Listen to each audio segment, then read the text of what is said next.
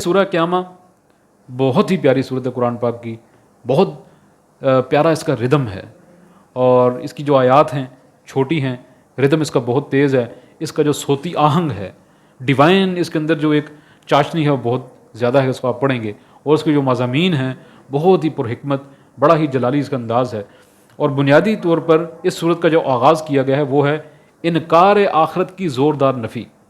اس سے پہلے کہ ہم صورت کا آغاز کریں، ہمیں یہ سمجھنا چاہیے کہ اس وقت کے کافر آخرت کے حوالے سے کیا سمجھتے تھے، اور آج کی جو منکرین آخرت ہیں ان کے کیا نظریات ہیں۔ نمبر ایک تو وہ لوگ تھے جو بالکل سرے سے آخرت کا انکار کرتے تھے کہ جو کچھ ہے یہی زندگی ہے، مر کے کہیں پیش نہیں ہونا، ہمیں مادہ بناتا ہے، مادہ ختم کرتا ہے، اتفاق سے یہ دنیا بنی ہے اور اتفاق سے دنیا ختم ہو جائے گی، ہمیں کچھ نہیں پتہ بس۔ ایک تو وہ لوگ جو سرے سے خدا کے منکر ہیں۔ دوسرے لوگ وہ ہیں جو خدا کو مانتے ہیں لیکن وہ سمجھتے ہیں کہ خدا نے کائنات بنا کر اس کو چھوڑ دیا ہے۔ جیسے ایک فٹ بال کو ایک بچہ کک لگاتا ہے تو بس بچے نے جب تک فٹ بال کو کک لگانی تھی اس کے پاس اختیار تھا، کک لگا دی، اب اس کے بعد فٹ بال ہوا کی رگڑ سے، زمین کی رگڑ سے رکتا ہے تو رکے، بس خدا نے کائنات کو بنا کر چھوڑ دیا۔ یہ دوسرے قسم کے لوگ تھے۔ تیسری قسم کے لوگ وہ تھے جو کہتے تھے نہیں، خدا نے کائنات کو بنایا ہے اور ہم نے اللہ کے پاس پیش ہونا ہے، لیکن ہمارے کچھ نیک لوگ ہیں، کچھ اولیاء ہیں، کچھ ہمارے یہ بت ہیں جو نیک لوگوں کی تشبیہ ہے، مجسمے ہیں، یہ ہمیں بچا لیں گے۔ کچھ لوگ ایسے بھی تھے جو کہتے تھے کہ ٹھیک ہے خدا نے کائنات کو بنایا ہے لیکن مرنے کے بعد جی اٹھنے والی کہانی ہمیں سمجھ نہیں آ رہی۔ تو یہ تین چار قسم کے آخرت کے انکار کرنے والے تھے۔ تو اللہ تعالیٰ نے اب اس کا رد کیا ہے۔ تو آغاز کہاں سے ہوا ہے؟ بسم اللہ الرحمن الرحیم، لا اقسم بیوم القیامہ، نہیں، ہرگز میں قسم کھاتا ہوں قیامت کے دن کی۔ یعنی اس نہیں سے آغاز ہو رہا ہے کہ ایک بات کہیں سے چل رہی تھی، آپ سے کوئی پوچھتا ہے کہ بھائی اس چیز کے بارے میں کیا خیال، آپ کہتے ہیں نہیں نہیں نہیں نہیں میں آپ کو بتاتا ہوں۔ تو لگ رہا ہے کہ پوچھنے والے نے پوچھا قیامت کب آئے گی یا نہیں آئے گی، یا قیامت کو نہیں مانتے، تو اب اللہ فرما رہے نہیں نہیں نہیں، قیامت میں قسم کھاتا ہوں قیامت کے دن کی، ولا اقسم بالنفس اللوامہ، اور میں قسم کھاتا ہوں نفس اللوامہ کی۔ نفس اللوامہ کیا ہے؟ تین قسم کے نفسوں کا قرآن پاک میں ذکر ہے۔ نمبر ایک نفس امارہ، وہ نفس جو انسان کو برائی کے لیے موٹیویٹ کرتا ہے، برائی کے لیے انسان کے لیے گراؤنڈ تیار کرتا ہے، ذہن سازی کرتا ہے، ماحول بنا کے دیتا ہے، یہ نفس امارہ۔ اس کی ضد ہے نفس لوامہ، جو انسان کو برائی سے روکتا ہے، نہیں تم یہ کرو گے تو غلط کر رہے ہو، کیا جواب دو گے، معاشرے میں کیا منہ دکھاؤ گے، خدا کو کیا جواب دو گے۔ یہ ہے نفس لوامہ، جس کو ہم ضمیر بھی کہتے ہیں۔ ایک ہے نفس مطمئنہ، جو نیکی پر خوش ہوتا ہے، برائی پہ تنگ ہوتا ہے، یہ ہے نفس مطمئنہ۔ تو اللہ نے انسان کے نفس لوامہ کی قسم کھائی ہے جو انسان کو برائی سے روکتا ہے۔ اب اس کی قسم کیوں کھائی ہے؟ دنیا کے کسی جانور کے اندر یہ نفس لوامہ نام کی چیز نہیں ہے، صرف انسان کے اندر یہ حص ہے۔ سڑک سے آپ گزر رہے ہیں، کسی کا بچہ سڑک پہ پڑا ہے، کہیں ایکسیڈنٹ ہو گیا ہے، تو ہمارے اندر ایک کشش ہوتی ہے کہ اس کو ہم ریسکیو کریں۔ یہ کس نے پیدا کی ہے؟ حیوانات کو آپ دیکھیں گے وہ گزر جائیں گے، آپ ایک گائے کے سامنے دوسری گائے کو ذبح کریں وہ چارہ کھا رہی ہوگی، آپ انسان کے سامنے انسان کو ذبح کریں اس کا رنگ پیلا پڑ جائے گا۔ اس کا مطلب ہے ہمارے اندر ایک حص ہے جو ڈیوائن ہے، جو آسمانوں سے آئی ہے، اس نفس کی خدا نے قسم کھائی ہے، لا اقسم بیوم القیامہ، میں قسم کھاتا ہوں قیامت کے دن کی، ولا اقسم بالنفس اللوامہ، اور میں قسم کھاتا ہوں نفس اللوامہ کی۔ ایحسب الانسان ان لن نجمع عظامہ، کیا گمان کرتا ہے انسان کہ ہم ہرگز جمع نہ کریں گے اس کی ہڈیوں کو؟ کیا انسان یہ سمجھتا ہے کہ جب وہ قبر میں ڈالا جائے گا ہم اس کو اٹھائیں گے؟ نہیں، بلا، ہرگز نہیں۔ کیوں؟ قادرین علی ان نسوی بنانا، بلکہ ہم تو اس پر قادر ہیں کہ اس کی انگلیوں کی پوروں کو بھی درست کر دیں۔ یعنی جیسے ہم کہتے ہیں نہلے پہ دہلا ہوتا ہے، ہم ایک استعمال کرتے ہیں ایک ٹرمنالوجی، کہ یہاں تو تم یہ کہہ رہے ہو کہ مر کے زندہ کیسے ہوں گے، خدا فرماتا ہے کہ تم زندہ کرنے کو چھوڑو، میں تو تمہارے ان فنگر پرنٹس کو دوبارہ بنا لوں گا۔ تمہاری تخلیق کیا چیز ہے؟ بل یرید الانسان لیفجر امامہ، بلکہ انسان یہ چاہتا ہے کہ وہ نافرمانی کرتا رہے اپنے آگے کی زندگی میں۔ اصل میں انکار آخرت کی بڑی وجہ انسان کی بدعمالیاں ہیں۔ وہ چاہتا ہے کہ جو خوشحالی اس کو ملی ہے یہ دائمی ہو، جن قسم کی خواہشات اس نے پروان چڑھا لی ہیں یہ ہمیشہ رہیں۔ مر کے تو اللہ کے سامنے جواب دینا پڑے گا، مروں گا تو یہ سب کچھ چھن جائے گا، بس یہ سب کچھ جیسے ہے اسی طرح چلتا رہے، اس میں کوئی تبدیلی نہ ہو۔ یہ خیال اس کو انکار آخرت پر مجبور کرتا ہے۔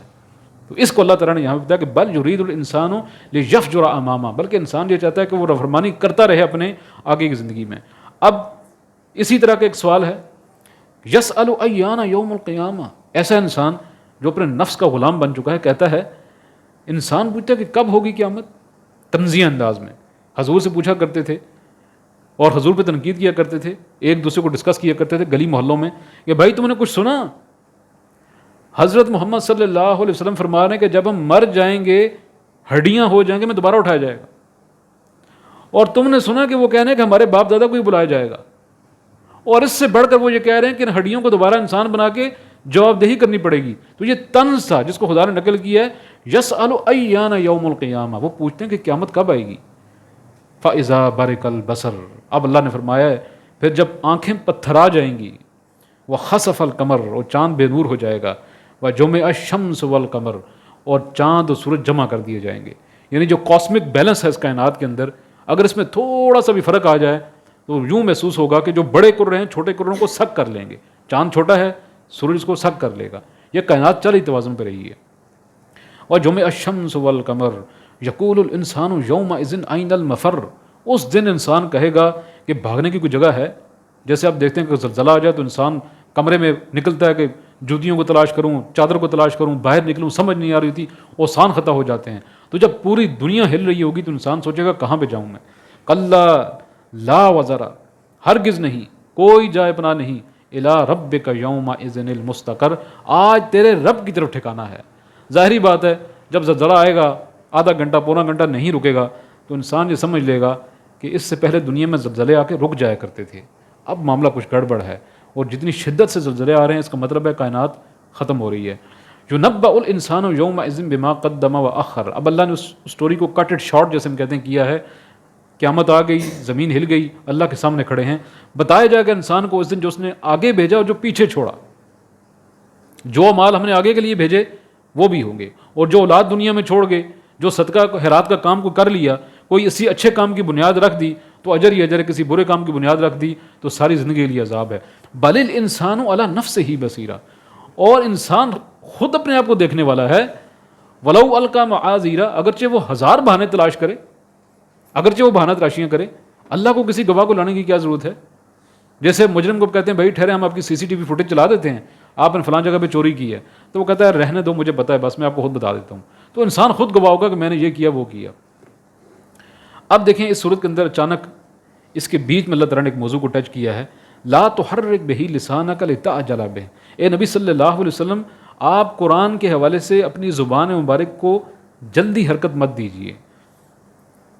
حضور پاک علیہ السلام اس بات کی فکر میں ہوتے تھے کہ قرآن پاک جو نازل ہو رہا ہے اس کو میں جلدی جلدی یاد کر لوں اور ذمہ داری کو ادا کر دوں میں۔ تو اللہ فرما رہے ہیں ان علینا جمعہ وقرآنہ، بے شک ہمارے ذمہ ہے اس کو جمع کرنا اور پڑھانا بھی ہمارے ذمہ ہے، بس آپ سنتے جائیے، پڑھانا ہمارے ذمہ ہے۔ فَإِذَا قَرَأْنَاهُ فَاتَّبِعْ قُرْآنَ، اور جب ہم پڑھائیں تو آپ اس کی پیروی کیجیے۔ یہ پیغام ہے میرے اور آپ کے لیے۔ یہ قرآن پاک ایک ایسی ڈائنامک بک ہے، آپ اس کو پڑھتے جائیں، اس کی وضاحت خود بخود ہوتی جاتی ہے، بس کھولنے کی دیر ہے اس قرآن پاک کو، یہ خود اپنی وضاحت کرتا ہے۔ فَإِذَا قَرَأْنَاهُ فَاتَّبِعْ قُرْآنَ، جب ہم پڑھیں تو اس کی پیروی کیجیے۔ ثُمَّ إِنَّ عَلَيْنَا بَيَانًا، پھر اس کی وضاحت بھی ہماری ذمہ داری ہے۔ کتنی آسانیاں خدا نے پیدا کر دی ہیں، اور اس کی وضاحت کس نے کی؟ حضور پاک صلی اللہ علیہ وسلم نے۔ کس کے ذریعے؟ آپ کی سنت مبارکہ۔ آپ جانتے ہیں جو آج کل کے جدید فتنوں میں سے یہ بھی ہے کہ یار بس قرآن کافی ہے، حضور علیہ السلام تو اپنے وقت کے لیے آئے تھے، وہ ایک چھوٹا سا علاقہ تھا، بس اس کے لیے ان کی نماز تھی، جو بھی تھا، پردے کے احکام اس لیے تھے کہ وہاں پہ ڈسٹ بہت زیادہ تھی، 4 شادیوں کے احکام اس لیے ہیں کہ وہاں پہ خواتین کی تعداد میں کمی بیشی تھی، ہمارے لیے یہ احکامات نہیں، دنیا ترقی کر گئی ہے۔ نہیں، سب سے بڑی گمراہی یہ ہے، اگر اس کو بنیاد بنا لیں تو پھر نماز کا مفہوم آپ متعین نہیں کر سکتے۔ الصلاح کا مطلب عربی زبان میں ہلنا بھی ہے، اس کا مطلب ہاتھوں کو گرم کرنا بھی ہے، اس کا مطلب لو لگانا بھی ہے۔ لہٰذا آج ایسے فرقے بھی ہیں جو کہتے ہیں بس ہم نے کمرے میں کچھ دیر بیٹھ کر خدا کو یاد کر لیا، ہماری نماز ہو گئی، کیونکہ الصلاح کا مطلب ہی ذہن سازی ہے۔ الصلاح کا مطلب ہمیں حضور بتائیں گے۔ حضور نے 5 وقت نماز پڑھی، صبح کے 2 فرض، دوپہر کے 4 فرض، مغرب کے 3، عصر کے 4، عشاء کے 4، نفل واجب جو بھی تھا ہمیں حضور بتائیں گے۔ یہ ہے الصلاح کا مطلب، ورنہ قرآن پاک تو موم کی ناک بن جائے گی، جہاں چاہیں موڑیں۔ تو یہ ہے کہ اس کا بیان کرنا ہماری ذمہ داری ہے۔ حضور علیہ السلام کے حوالے سے جو معجزہ تھا، آپ کو قرآن پاک یاد کرنے کے لیے اس درجے میں محنت نہیں کرنی پڑتی تھی جیسے ہمارے حافظ محنت کرتے ہیں. آپ کو قرآن پاک خود یاد کروا دیا جاتا تھا. کلا بل تحبون العاجلہ. اب اصل میں وہ ڈائگنوسس اللہ بتا رہے ہیں انسان کا مسئلہ کیا ہے. ہرگز نہیں بلکہ تم پسند کرتے ہو جلدی ملنے والی دنیا کو. جھوٹ بولنے سے مال بکتا ہے, زبان پہ چھالے تو نہیں پڑتے. چوری کرنے سے آپ کی پاکٹ بھرتی ہے, ہاتھ تو فوراً نہیں کاٹے جاتے. یہ نقد ہے, دنیا کا فائدہ نقد ہے, دنیا کے غم نقد ہیں. وَتَذَرُونَ الْآخِرَةَ. اور چھوڑ دیتے ہو بعد میں آنے والی کو. کب قیامت آئے گی, کب خدا کے حضور پیش ہوں گے, کب ہماری یہ نیکیاں کام آئیں گی, پتہ نہیں وقت کب آئے گا. یہ تو فوری نشہ ہے یار, اس کو تو پورا کرو نا ابھی, پھر ابھی عمر پڑی ہے معافی مانگ لیں گے, کوئی بات نہیں ہے. وَوُجُوهٌ يَوْمَئِذٍ نَاظِرَةٌ. کئی چہرے اس دن ہوں گے تر و تازہ, فریش. کوئی انسان جب نیکی کا کام کرتا ہے تو فریش فیل کر رہا ہوتا ہے, تر و تازہ. اِلَىٰ رَبِّهَا نَاظِرَةٌ. اور اپنے رب کی طرف دیکھ رہے ہوں گے. اللہ تعالیٰ مجھے اور آپ کو اس بات کا موقع دے. وَوُجُوهٌ يَوْمَئِذٍ بَاسِرَةٌ. اور کئی چہرے اس دن بگڑے ہوئے ہوں گے.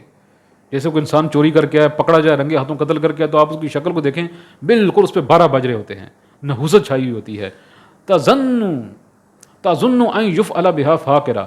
وہ سمجھتا ہے کہ آج اس کے ساتھ کمر توڑ دینے والا انجام کیا جائے گا.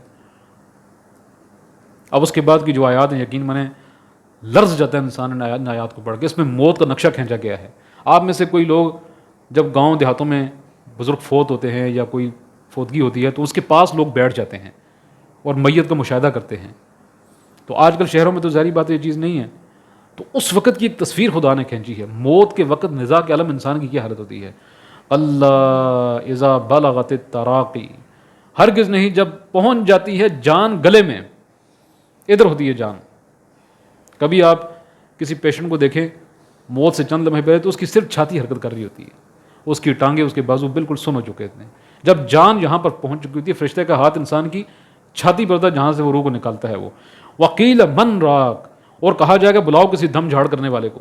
جب ڈاکٹر جواب دے دے, انسان کہتا ہے کسی پیر فقیر سے رابطہ کیجئے, کوئی دم جھاڑ, کوئی تعویذ گنڈا, کوئی اور ایسا کام ہو, ڈاکٹر تو جواب دے چکے ہیں.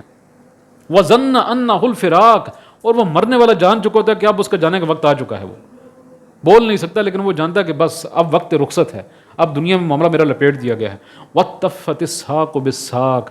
اور جب پنڈلی پنڈلی سے جڑ جاتی ہے, کبھی میت کو دیکھیں تو موت کے پریشر کی وجہ سے انسان کی ٹانگیں آپس میں جڑ جاتی ہیں, بالکل پنڈلی پنڈلی پہ چڑھ جاتی ہے. اِلَىٰ رَبِّكَ يَوْمَئِذٍ الْمَسَاقُ. آج تمہارے رب کی طرف جانا ہے. اللہ تعالیٰ ایک آسان موت دے, اللہ تعالیٰ موت کی سختیوں سے بچائے. موت وقت انسان کے سرانے شیطان بھی بیٹھا ہوتا ہے, وہ مشورے دے ہوتا ہے کہ خدا کچھ بھی نہیں ہے. اللہ تعالیٰ موت کی ان گھڑیوں کے اندر ہمیں اپنے پہ ایمان رکھنے کی توفیق عطا فرمائے. اب اس کے بعد ایک ایسے سرکش انسان کا ذکر ہے. فلا صدق ولا صلی. پھر نہ اس نے تصدیق کی اور نہ نماز پڑھی. ابو جہل کے حوالے سے بعض روایات میں یہ آیات آئی ہیں کہ نہ اس نے تصدیق کی اور نہ نماز پڑھی. ولکن کذب وتولی. اور جھٹلایا اور رخ پھیر دیا, یعنی غرور کیا, تکبر کیا. ثم ذهب الى اہلہ یتمتع. پھر اپنے گھر والوں کے پاس گیا اکڑتا ہوا, حضور کو تنگ کر کے, حضور کا مذاق اڑا کے, صحابہ کی دلجوئی کر کے, مسجد میں فساد کر کے, گھر جا کے بڑے فخر سے بیوی بچوں کو بتاتا ہوگا آج تو میں بڑا کچھ کر کے آیا ہوں. وہ بھی کہتے ہوں گے جی بڑا ڈھنگ کا کام کر کے آئے ہیں آپ. ثم ذهب الى اهله یتمتع. اولا لک فاولا. افسوس تجھ پر افسوس. ثم اولا لک فاولا. پھر افسوس, پھر تباہی تیرے لیے. اب اس کے بعد جو آخری آیات ہیں اس میں وہی پہلا بڑا ٹاپک, جب اللہ نے فرمایا تھا کہ کیا انسان سمجھتا ہے کہ میں اس کی ہڈیوں کو اکٹھا نہیں کر سکوں گا. اب آئیے, ایحسب الانسان ان یترک سدی. کیا انسان یہ سمجھتا ہے کہ اس کو یوں ہی چھوڑ دیا جائے گا؟ کیا اس کو ویسے ہی چھوڑ دیا جائے گا؟ کیا انسان یہ سمجھتا ہے؟ جو آزادی میرے اور آپ کے پاس ہے کسی دنیا کے حیوان کے پاس نہیں ہے. جو قوت ارادی میرے اور آپ کے پاس ہے دنیا کے کسی حیوان کے پاس نہیں ہے. اس کائنات کو جتنے درجے میرے اور آپ کے لیے مسخر کیا گیا ہے کسی جاندار کے لیے نہیں کیا گیا.